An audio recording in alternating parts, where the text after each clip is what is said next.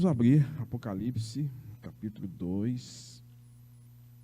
Apocalipse, capítulo 2.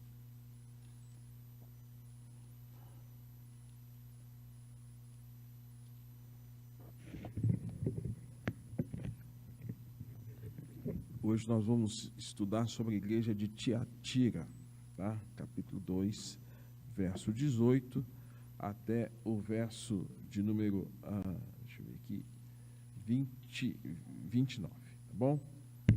18 a 29.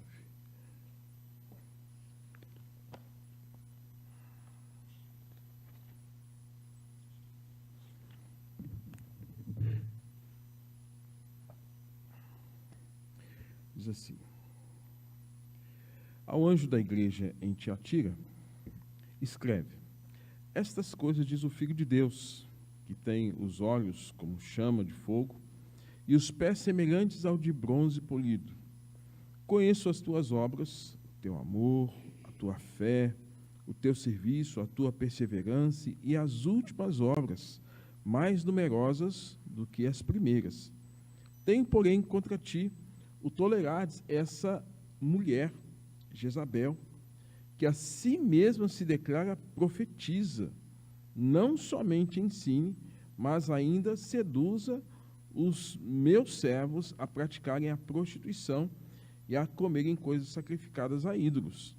Dê-lhe tempo para que se arrependa, ela, todavia, não quer arrepender-se da sua prostituição. Eis que há prostro de cama, bem como em grande tribulação, os que com ela adulteram, caso não se arrependam das obras ilícitas, ou da obra que ela incita. Matarei os seus filhos, e todas as igrejas conhecerão que eu sou aquele que sonda a mente e corações, e vos darei cada um segundo as vossas obras. Digo, todavia, a vós outros, os demais de Tiatira, a tantos quantos não têm essa doutrina e que não conheceram, como eles dizem, as coisas profundas de Satanás, outra carga não jogarei sobre vós. Tão somente conservai o que tendes, até que eu venha. Ao vencedor, que guardar até o fim as minhas obras, eu lhe darei autoridade sobre as nações, e com cetro de ferro as regerá, e as reduzirá a pedaços como se fossem objetos de barro. Assim como também eu recebi de meu Pai, dar-lhe-ei ainda a estrela da manhã. Quem tem ouvidos, ouça o que o Espírito diz às igrejas. Né? Então, está aí a carta de Jesus para a igreja de Tiatira. Gente, essa igreja aqui tem algumas características muito interessantes. Se você olhar na sua Bíblia, você vai ver em termos proporcionais de escrita. Olha o tamanho da carta da igreja de Éfeso, olha o tamanho da carta da igreja de Esmina, e olha o tamanho da carta da igreja de Pérgamo, comparativamente em relação à igreja de Tiatira. Qual delas tem muito mais volume de conteúdo e de argumento? Tiatira, né? Então, interessante. É a maior das cartas a uma igreja ou a uma cidade que não tinha muita expressão. Não tinha um centro político, não tinha um centro religioso, nada disso. Tiatira tinha uma influência praticamente comercial. A cidade, ela tinha ali um comércio de lã, um comércio de couro, de linho, de bronze, de púrpura, tinha então alfaiates, vendedores de púrpura. Púrpura é um tecido, né? A ideia de purpurina, né? Que eu acho que é uma coisa até brilhosa, né? Como que, né? A ideia é essa aí, né? E ali, todos tinham que se aliar a uma cooperativa. Uma cooperativa hoje é muito comum, né? As cooperativas de médicos, cooperativas de produtores de leite, cooperativa de banco. Então, naquele tempo também havia essa influência das cooperativas, né? E as cooperativas tinham a sua ideologia. ou seja, as cooperativas tinham uma forma, tinha um jeito de que as pessoas, para que participassem da cooperativa, tinham que aderir a algumas ideias e alguns pensamentos filosóficos, né? Enfim, algumas regras, né? Então, os cristãos, eles deviam fazer, eles tinham que sobreviver naquele contexto, e a questão era se eles deveriam participar ou não dessas associações que haviam na cidade de Tiatira e que tinha um padrão de comportamento e de influência que não era muito dos melhores. Ou seja, eles tinham que participar de algumas agremiações, né? E na cidade tinha também uma presença aí muito forte de uma mulher que até me parece que é usada em personagem de novela, e às vezes se a gente quer referir-se a alguém que na verdade é contra Deus e está fazendo tudo que Deus não agrada, a gente às vezes usa o nome, fulano tal está agindo igual Jezabel. Então, tinha essa influência dessa mulher dentro do contexto da igreja de Tiatira. Vamos ver então o que Jesus está falando para essa igreja. Primeiro, Jesus ele está com os olhos sobre a igreja, e você vai ver lá no verso de número 18, como Jesus se apresenta àquela igreja. Verso 18, ele está falando assim: essas coisas diz o Filho de Deus, o que tem olhos como fogo de chama, e os pés semelhantes ao de bronze polido. Então, Jesus, a ideia é sempre de fogo, bronze polido, é a santidade de Deus.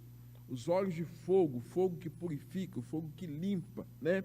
E os pés de bronze também dá essa ideia de que Deus é esse Deus santo, tal qual nós temos na descrição de Isaías, capítulo de número 6. Né?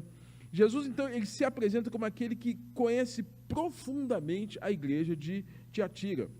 Ele não apenas está no meio dos candeeiros, mas ele também anda no meio dos candeeiros. Se a gente olhar o capítulo de número 2, verso 1, está dizendo aí que ele anda no meio dos candeeiros. E eu já disse que os candeeiros são as igrejas. Tá? Ele conhece, então, todos. Os seus olhos são como essa chama de fogo. Ele vê tudo, conhece tudo e sonda todos e a todos. Nada escapa aos olhos de Deus. Atributos de Deus: onisciência, onipotência, onipresença. Tá? Não queira nenhum desses três poderes para você. Não queira. Tá? Esses são os chamados atributos incomunicáveis de Deus. A nossa teologia defende isso. Atributos incomunicáveis. Por que a expressão incomunicável? Porque Deus não compartilha com ninguém onisciência. Só Ele que é. Único. Deus não compartilha com ninguém onipotência. Só Ele que é. Tá? E Deus não compartilha com ninguém onisciência, onipotência e onipresença. É o único que está em todos os lugares ao mesmo tempo. É fato que a sua presença manifesta, ela se dá quando o seu nome é invocado, né, crido, né, desejado, né? Mas Deus é esse, irmãos, que não compartilha.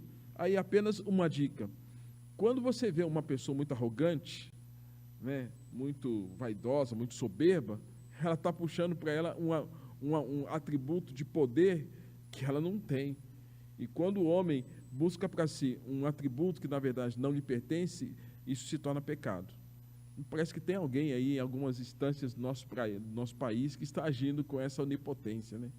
Muita gente aí agindo com uma arrogância, com um poder que na verdade não tem, que deveria ser muito mais para servir do que para agir contrariamente a valores, a questões que nós precisamos abalizar com as Escrituras. Então, toda vez que tem essa arrogância, é por isso que Deus fala assim, que Ele resiste ao soberbo.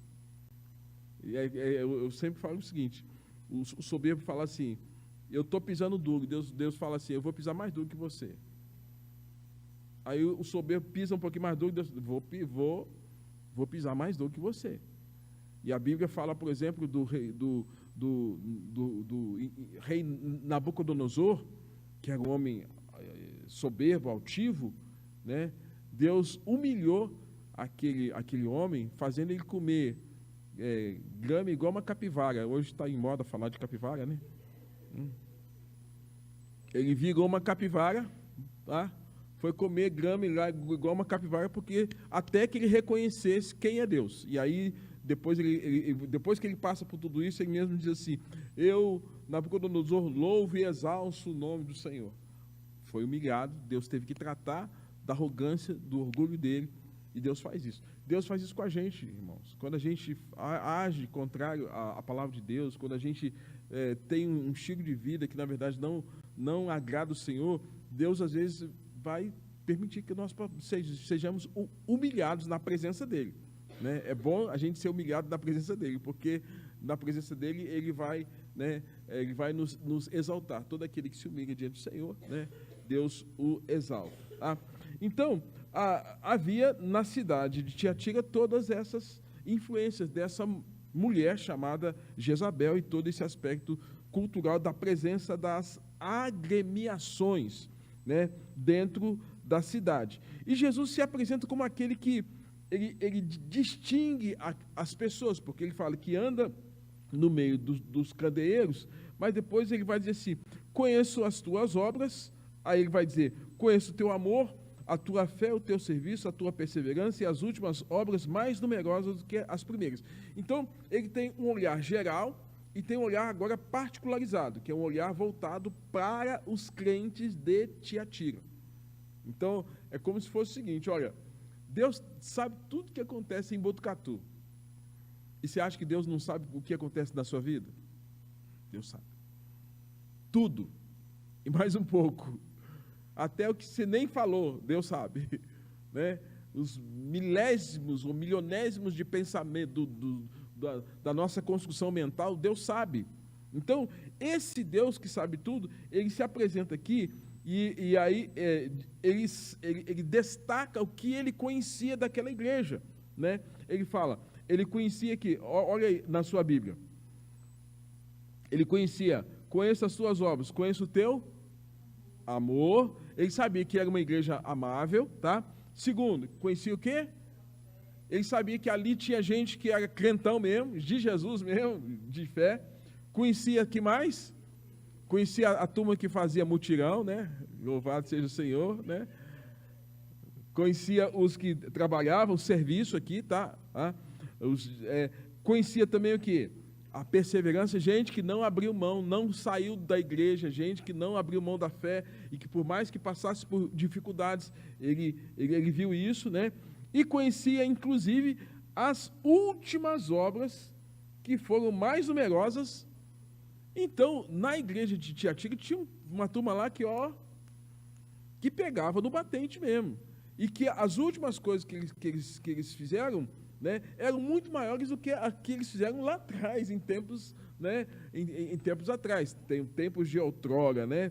E é exatamente isso. Jesus conhece tudo. Jesus sabe, eu conheço tudo.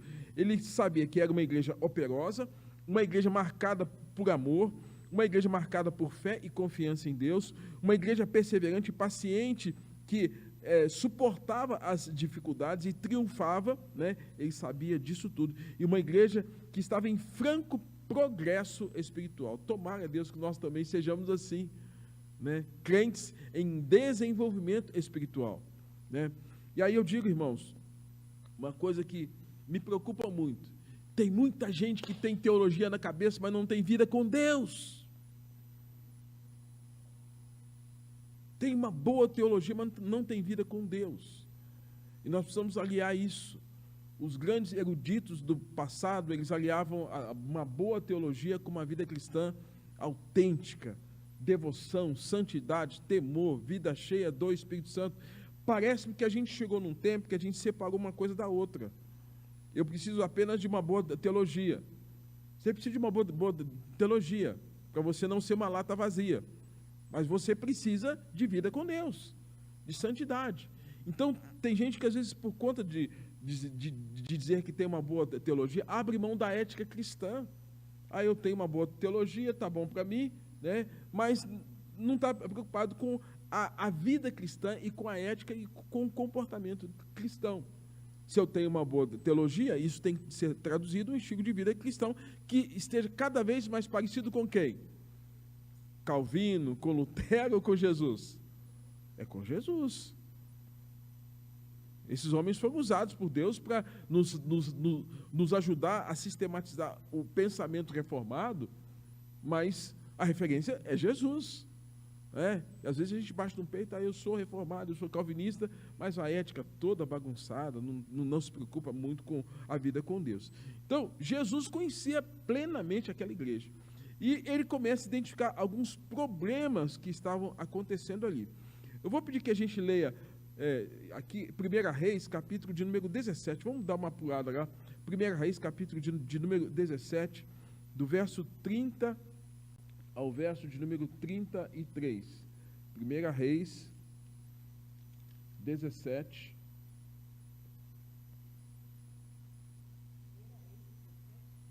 Deixa eu ver aqui. Não. Deixa eu ver aqui, eu acho que eu peguei a referência errada aqui, viu?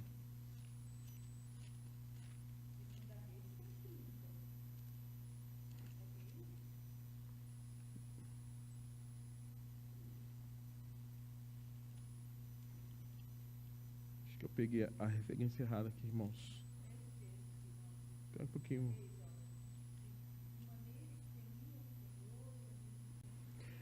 Deixa eu ver aqui.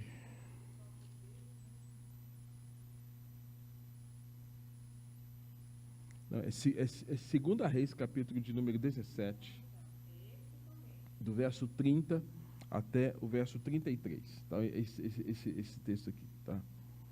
Olha só. Diz assim, do 30 ao 33.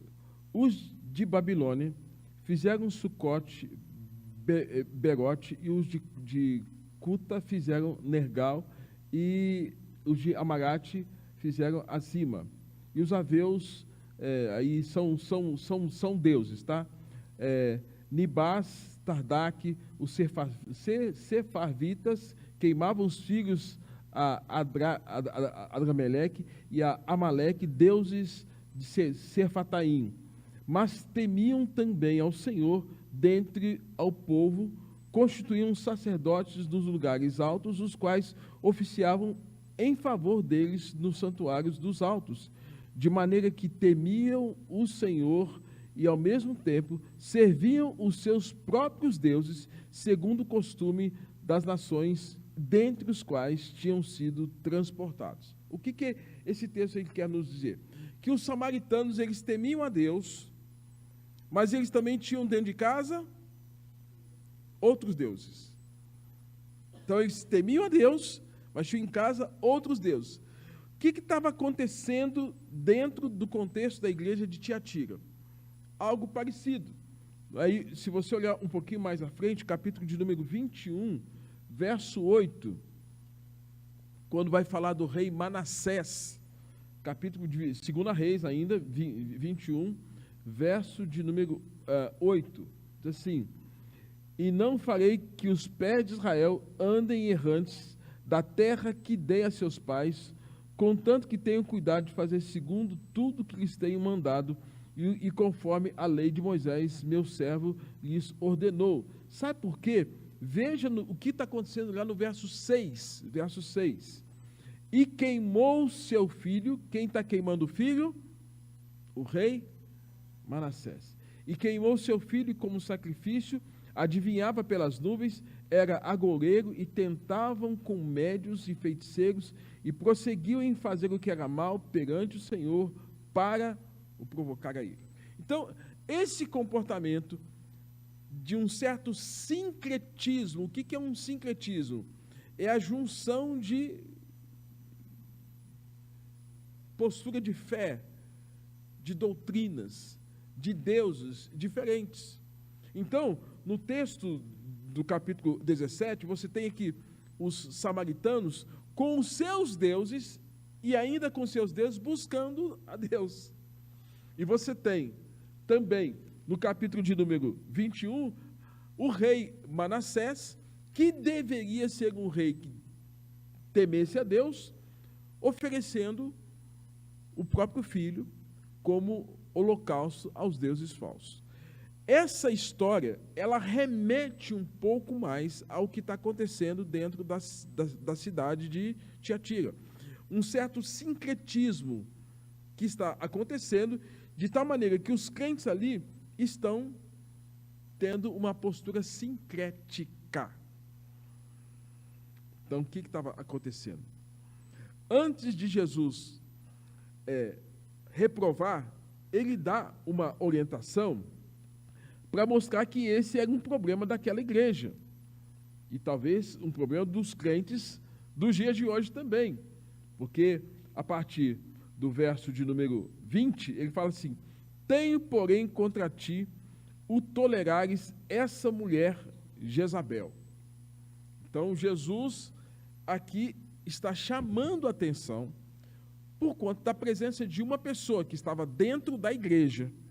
E essa pessoa que estava dentro da igreja, ela se autodeclarava em relação a alguns papéis que o Senhor não deu para ela, e ela puxava para si algumas funções. Primeiro papel que ela ocupava, que Deus não deu para ela. Olha aí o texto. Ela se declara o quê? Profetiza. Aí ele fala assim, aqui a si mesma se declara profetiza. Então, Jesus não chamou a dona Jezabel para ser profeta. Tá? Eu disse domingo passado, no estudo da escola dominical, que Jeremias sofreu porque ele era o único profeta de Deus no tocante àquele período lá em Israel, e que só ele falava da parte de Deus. E surgiu um monte de outros homens que se levantaram falando que Deus dizia que por eles, mas Deus não os havia chamado. Essa mulher é uma delas. Tá?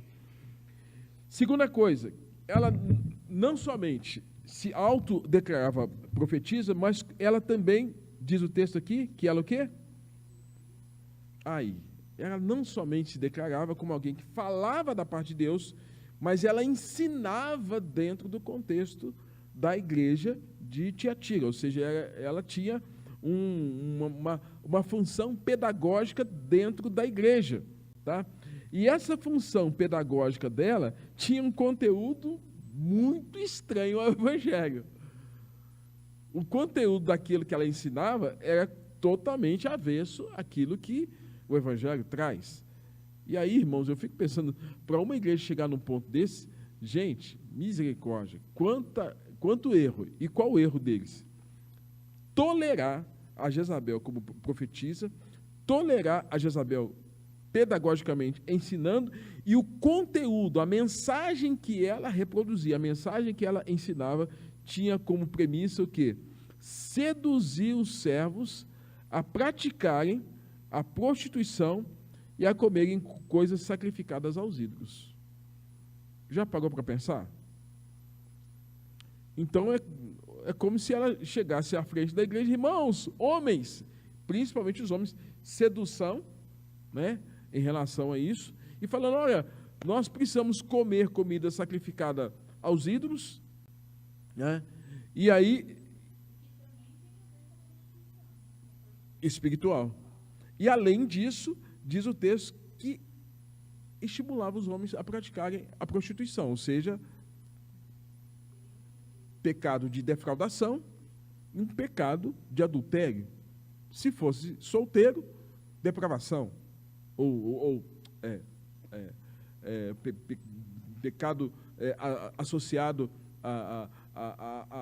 a impureza sexual, né? A fornicação. E se fosse casado, um pecado de adultério. E essa mulher ensinando. E a igreja falando o quê? Oh, que legal! Como ela ensina bem, como ela estimula. Aí Jesus está, pegou o chicote, né? Como é que vocês toleram isso? Como é que vocês toleram isso? Então Jesus está chamando a atenção, porque havia uma distorção, né? Um comportamento pecaminoso de tolerância em relação ao pecado da imoralidade, misturando religião com prostituição, e a igreja tolerante àquilo tudo, né?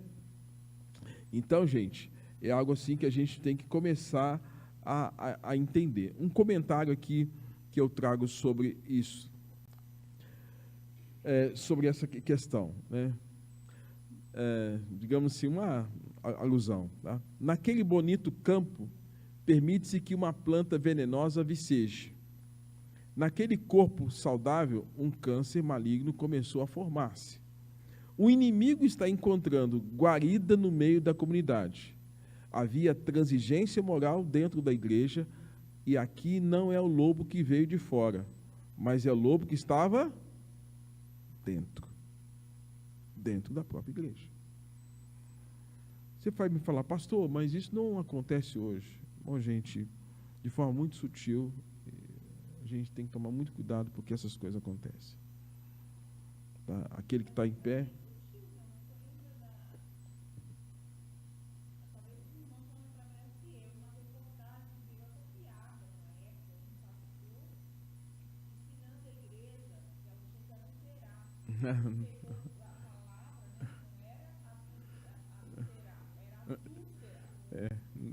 Não, foi uma reportagem. Foi uma reportagem que saiu até na época dos canais aí.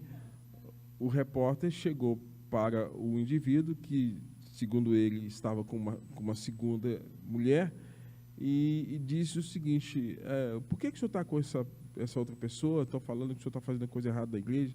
Mas a Bíblia está falando para eu adulterar. Mas onde é que está a base para isso? Aqui, aí pegou um texto lá de Oséias, e Oséias fala que Deus havia mandado que Oséias tomasse para si uma mulher adúltera, né? Que o Gomer tinha uma vida preguiça. Era isso. E o homem, por conta de falta de um português adequado, né? Uma acentuação tônica e gramatical correta, interpretação correta, ele interpretou que era para que ele pudesse adulterar mesmo estando casado. Então, a Bíblia na mão de uma pessoa que não discerne, que não estuda, que não busca com profundidade aquilo que o texto bíblico diz, pode ser instrumento de heresia para muitas pessoas. Tá? Então, a Bíblia na mão de uma pessoa inadequada vai se tornar um livro que é pernicioso. Não que ela seja, mas a interpretação dela pode ser inadequada. E a gente tem aqui, então, naquele comportamento, você tem uma promiscuidade com um pseudo-argumento bíblico. No caso, dentro da igreja de Tiatira, havia essa influência de Jezabel, que ensinava, que profetizava e que estimulava essa prática religiosa com a prática da imoralidade dentro da igreja. Então, é algo, sim, que a gente tem que estar atento. E Jesus, então, demonstra um zelo para com a igreja, chamando a atenção e denunciando, porque isso foi traduzido como um aspecto doutrinário. Irmãos, eu vou dizer o seguinte, lá na África você encontra de tudo, até essas maluquices. Na África, infelizmente. E uma das grandes tristezas dos missionários que vão para alguns países da África é que eles pregam, mas os africanos não deixam a religião dos seus ancestrais, né?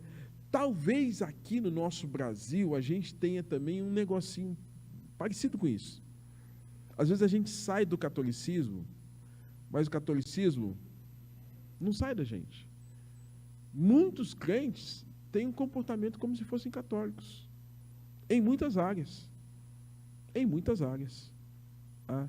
Então, a gente tem quase que fica com um certo catolicismo enrustido, que, na verdade, tem muitas coisas contrárias. No entanto, a reforma protestante veio exatamente porque rompeu com vários ensinos que eram contrários à palavra de Deus. Então, dentro das nossas igrejas, a gente tem muito comportamento de pessoas que, embora tenham vindo para a igreja evangélica ou tenham vindo para as igrejas protestantes, tem um comportamento tremendamente voltado para a ética católica. Então, é um certo sincretismo? Não deixa de ser. Muito sutil, mas não deixa de ser. Tá?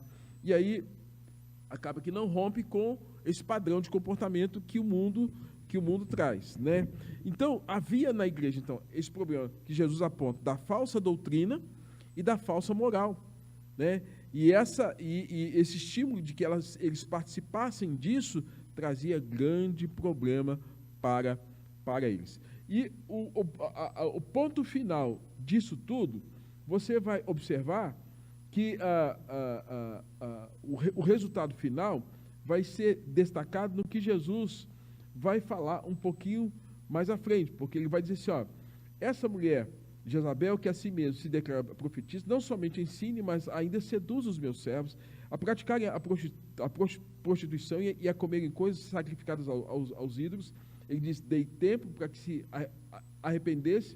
Um pouco mais à frente ele vai dizer que, no verso 24, ele fala, digo todavia a vós outros, os demais de Tiatira, a tantos quantos não têm essa doutrina e que não conhecem, como eles dizem, as coisas profundas de Satanás.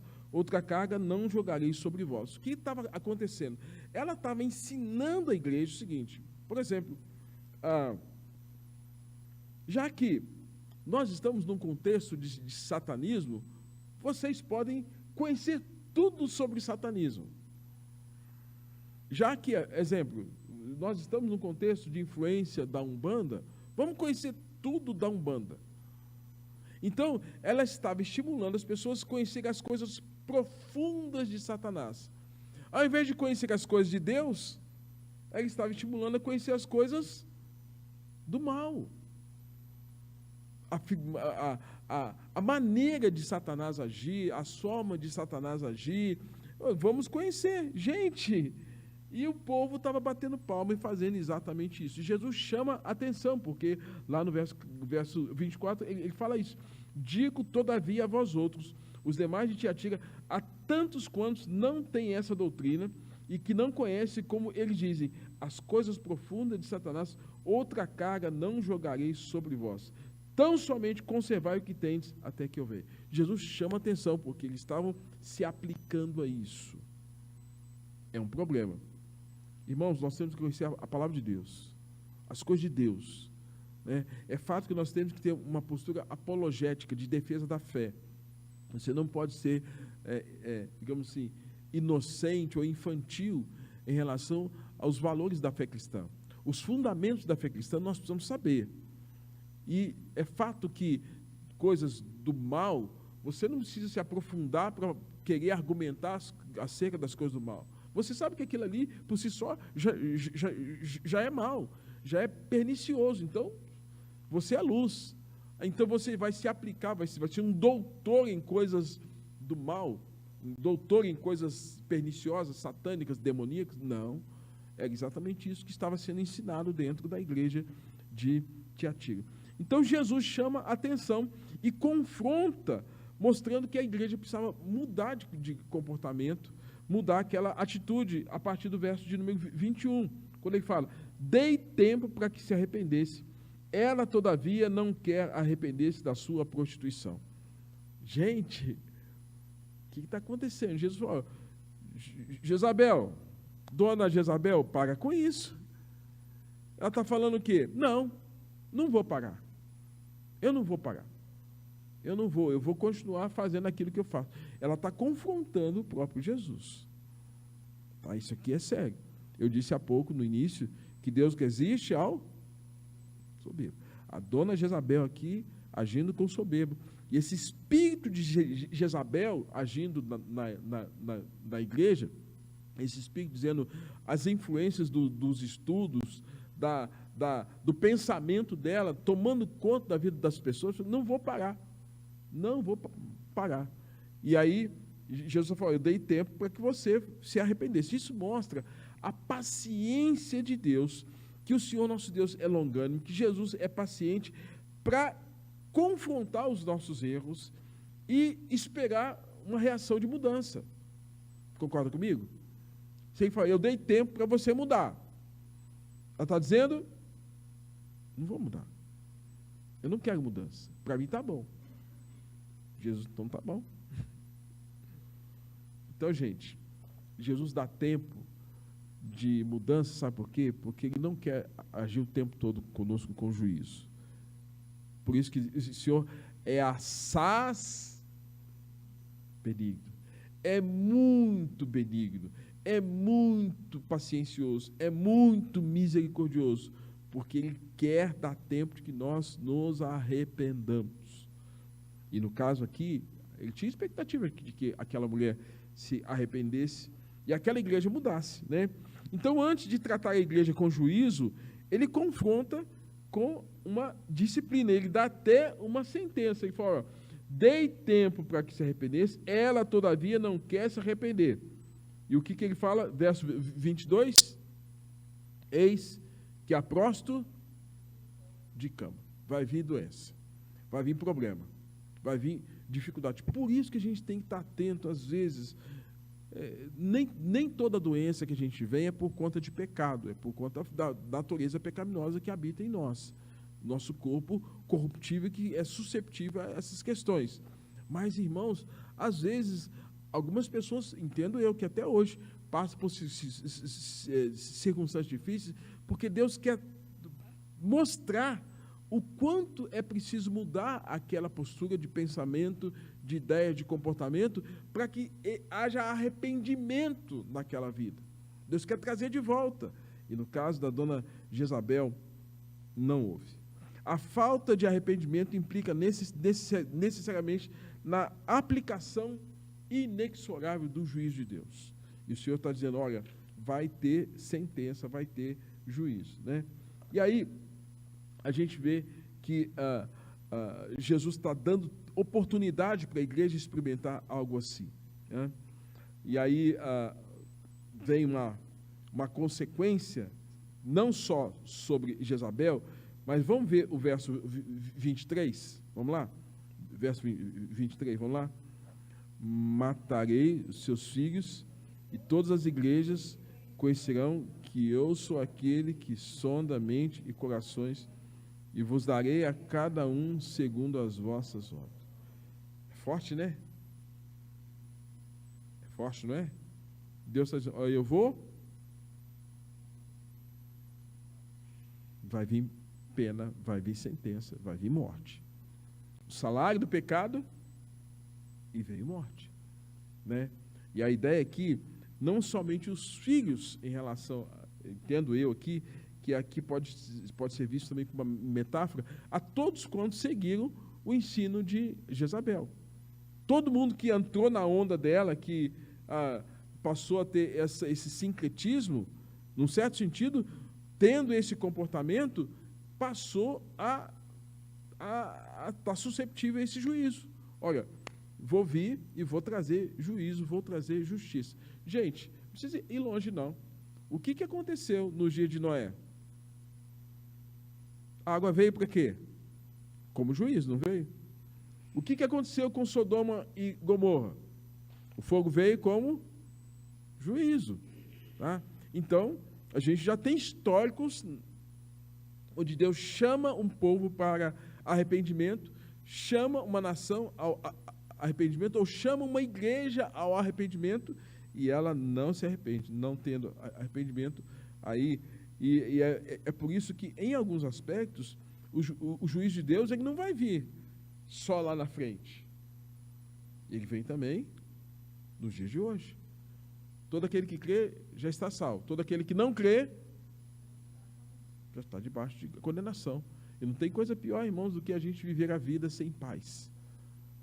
Viver a vida sem paz, sem graça, sem amor, sem a convicção da salvação, já é um peso enorme. Já é um peso enorme, né? Então, Jesus está chamando a atenção daquela igreja. Para a gente encerrar aqui, né, uma igreja que foi recompensada pela sua vitória, ao permanecer fiel ao seu Senhor até o fim. É uma igreja que é recompensada também por sua perseverança, né? E nós encontramos lá no verso de número 26 ao verso de número 29, ao vencedor que guardar até o fim as minhas obras, eu lhe darei autoridade sobre as nações, e com um cetro de ferro as regerá e as reduzirá a pedaços como se fossem objetos de barro, assim como também eu recebi de meu Pai, dar-lhe-ei ainda a estrela da manhã, quem tem ouvidos para ouvir, ouça o que o Espírito diz às igrejas. O que está acontecendo? Ele faz a promessa. O vencedor é o que guarda até o fim as obras de Cristo, a palavra de Jesus, até o fim, né?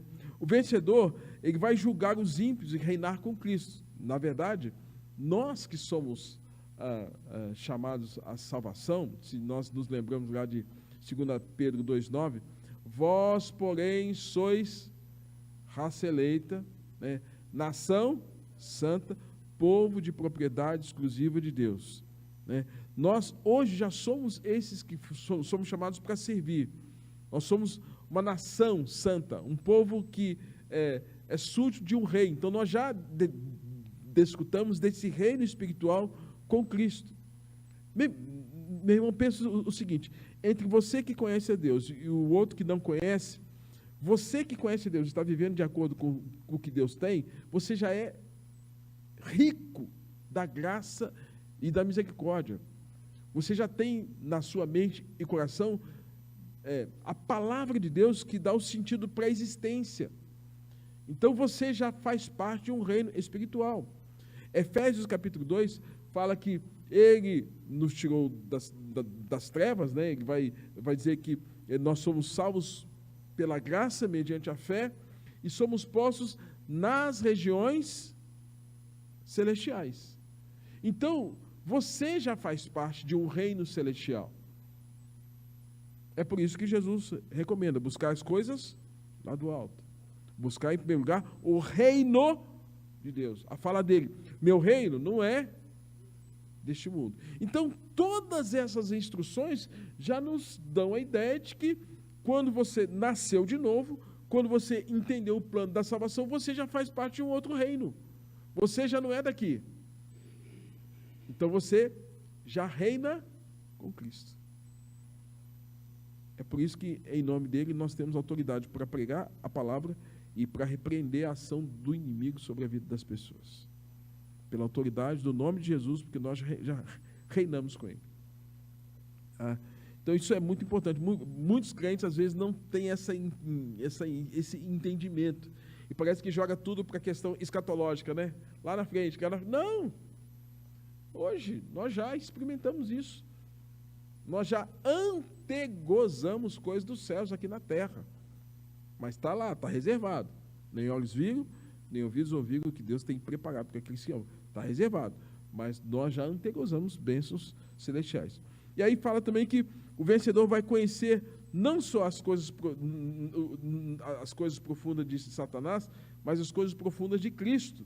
O verso 28. Assim como também eu recebi de meu Pai, dar-lhe-ei a estrela da manhã. Enquanto de um lado aqueles que queriam conhecer as coisas profundas do inimigo, os vencedores conhecerão ou serão abençoados com essa estrela da manhã.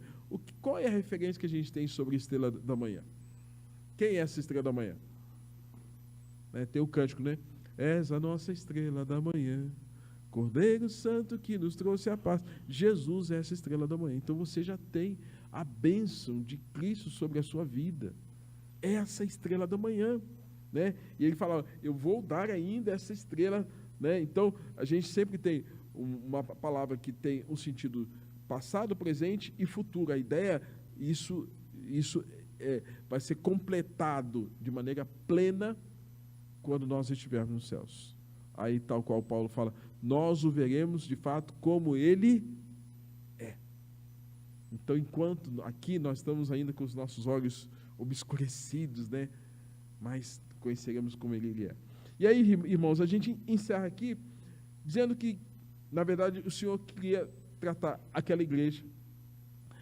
Essa igreja, ele fala muito mais verdades, confronta muito mais coisas. Uma igreja que não tinha tanta predominância, digamos assim, política, social, mas que tinha uma influência comercial. E um destaque, assim, que parece-me que é muito, muito próprio da igreja da cidade de hoje, como eu citei, que são a questão das agremiações, né? Aí as pessoas lá precisavam fazer parte das agremiações Caso contrário, elas não teriam condições de negociar, de vender, de ter uma vida normal. Parece que a gente está vivendo isso hoje, né? Se você não for disso ou daquilo outro, as portas estão o quê? Fechadas para você. Então é uma coisa que já acontecia lá e potencialmente está acontecendo dia a dia aqui na nossa geração, na nossa época, nos nossos tempos, né?